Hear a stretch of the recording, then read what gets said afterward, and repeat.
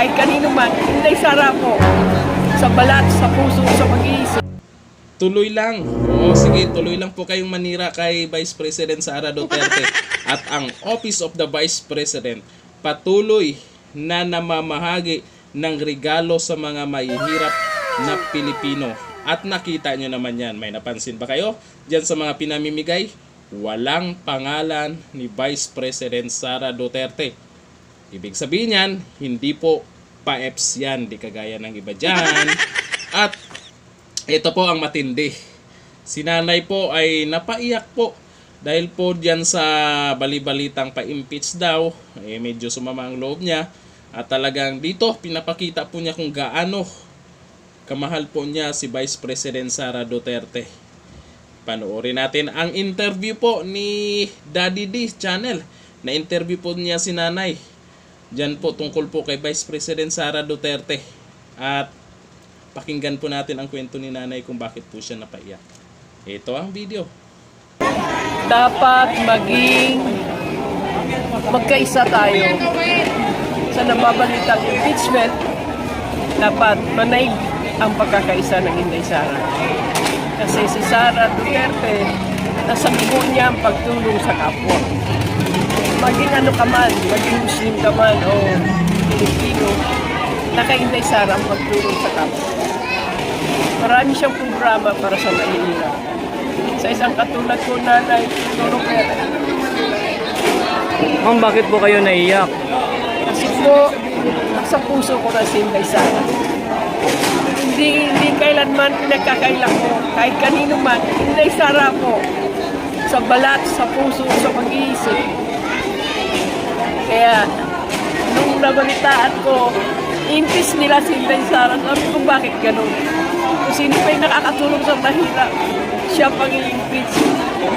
Teka lang, about yan sa impeach na huwag kang mag-alala, malabong mangyari yan.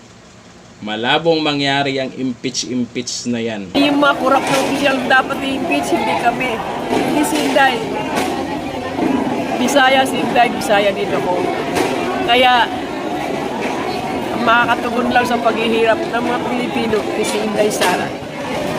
Tulad na sinabi ko kanina, ang uno hitik sa bunga pinupukol.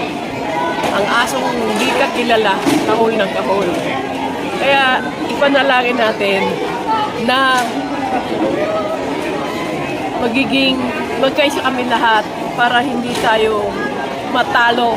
Labanan natin kahit kailan magmula pa naging presidente si Duterte.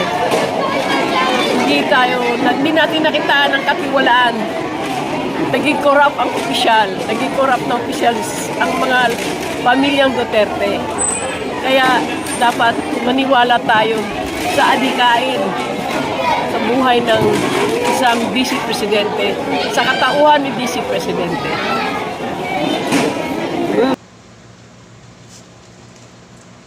Diba? Iba po ang mga Duterte. Hindi pa po naging presidente po si dating Pangulong Duterte. Kilala na po yan, lalo po sa Mindanao. Kilala na po yung mga Duterte na isa po sa talagang may puso pag tumulong po sa mga mahirap na Pilipino. Di bali na po yung mga nanggugulo ay di bali na po kung ano yung paraan po nila para manahimik po yung mga nanggugulo. Dapat lang naman talaga kamay na bakal kung hindi kayang yung iba kasi na mga nanggugulo minsan o mga gumagawa ng kalukuhan, pag may pera nakakalabas lang din sa kulungan, di ba? Pero yung mga Duterte may paraan. May iba silang pamamaraan.